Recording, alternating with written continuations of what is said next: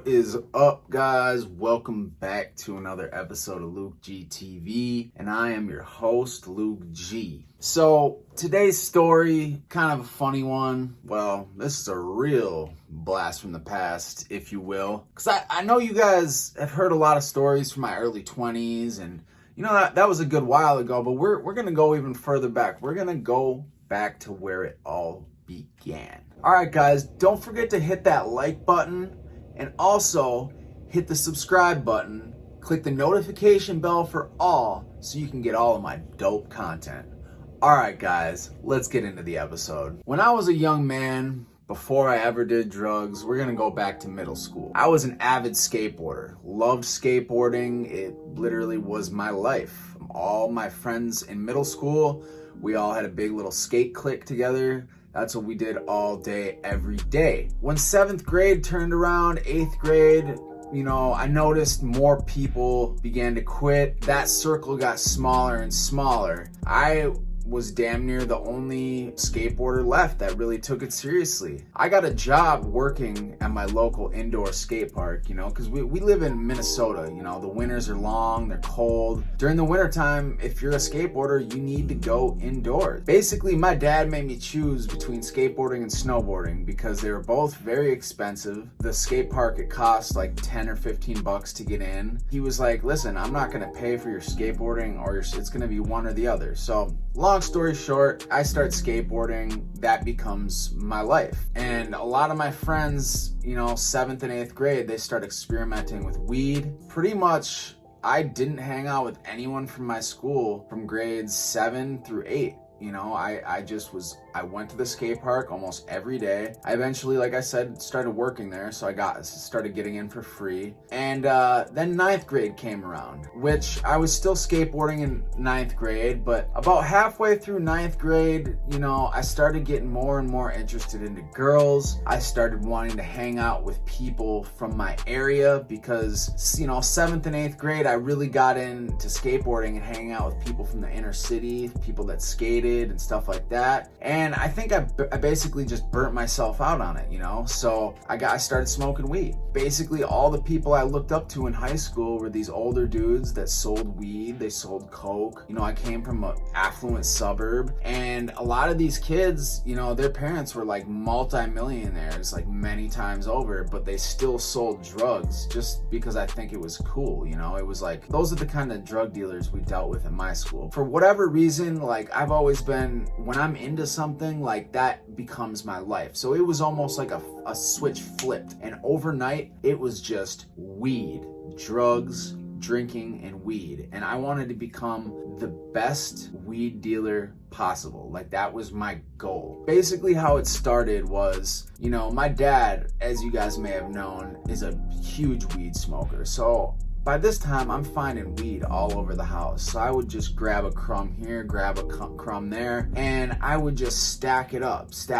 And eventually I had like a few jars full of like really good weed, and I would bring this stuff to my friends, and it was way better than anything they could get, because my dad's he's been a hippie, he followed the Grateful Dead for many years, and so he had that high quality, that good kind bud, as they used to call it. So I started, bringing it to school, selling it to people. And basically what I did was I made enough money from doing that, sold some of my dad's weed that I stole. I'm sorry, Dad, if you're watching this, but I've already told him that. He already knows. So I basically, I saved up everything that I got from my dad, and then I had enough to pick up 2 ounces from my own plug. So I start going through him, and eventually I become like the go-to dude in my grade for weed, and actually like people from other grades would call me too. And back then this was the golden age of weed, where you could make crazy amounts of money. I was typically picking up an ounce or 2 at a time. I was paying anywhere from $250 to $300 an ounce, and I was usually selling it for 60 an eighth, all the way up. Sometimes people were so dumb, they'd say, hey, let me get 6/8, and I would literally charge $60 all the way up, when they could have just said, hey, I want a half ounce or I want an ounce. But these are rich suburban kids that have enough money at their disposal where they're, yeah, let me get 6/8, let me get 7/8, let me get 10/8. Like, I kid you not, that's what happens. And sometimes I would even sell 20 a gram if I had really good weed. If it was like some crazy indoors, you could sell it 20 to 30 a gram. But usually I was getting BC buds. If you guys know what those are, Beasters, BCs, they were wet, they had a lot of orange hairs, musty BC buds. I was getting those for the low, and then I'd get my top shelf stuff, and that shit, I would have to pay wholesale $400 a zip, sometimes more, for top shelf indoors. But anyways, you know, usually I didn't bring my weed to school. That was always kind of a no-no for me, but I kept getting more comfortable and more comfortable doing it. So I started bringing little jars of weed to school in my backpack. I'd cut a few deals just to people like I really knew well. I tried to keep it as safe as possible, you know? And I remember this day like it was yesterday. So it was a fall day. I believe it was late September, early October. Class was out, you know, it was the end of the day. And we had this big area in Minnetonka High School called the Commons.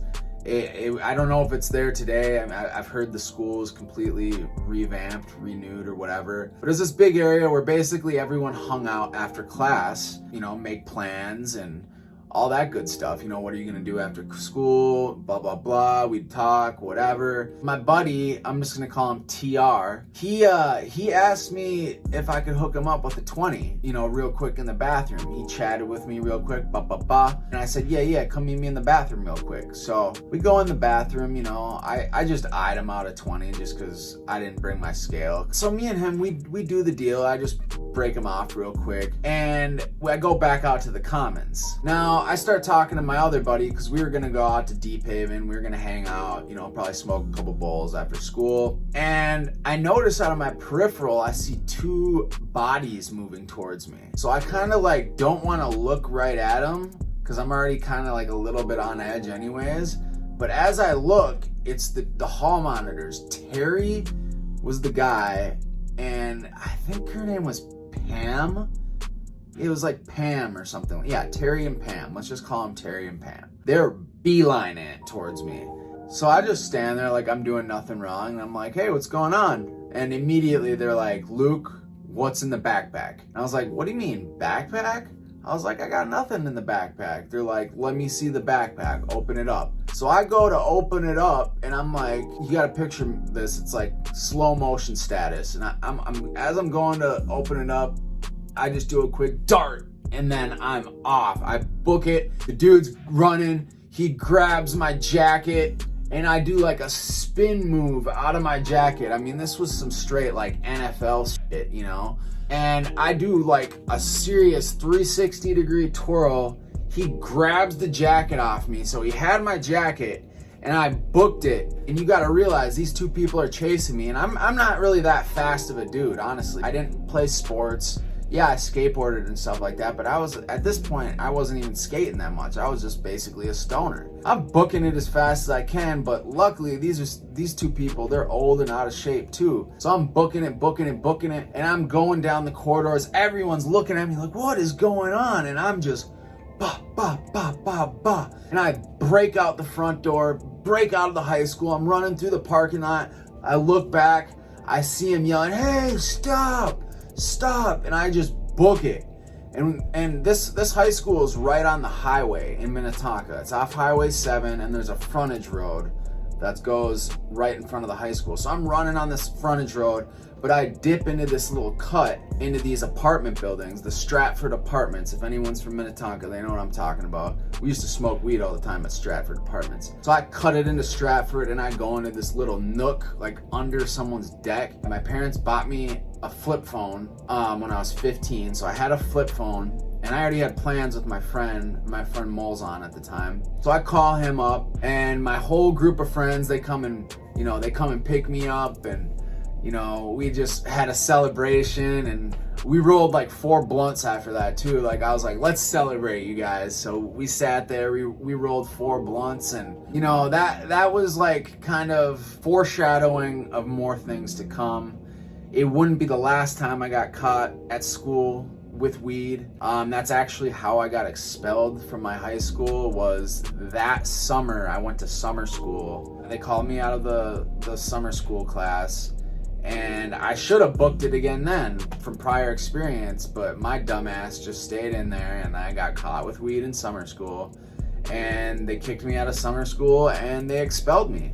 And the reason they expelled me, or at least they said they'd been monitoring me for months. They actually said the West Metro Task Force was investigating me for selling drugs, allegedly, not just weed. Allegedly I was selling cocaine and weed.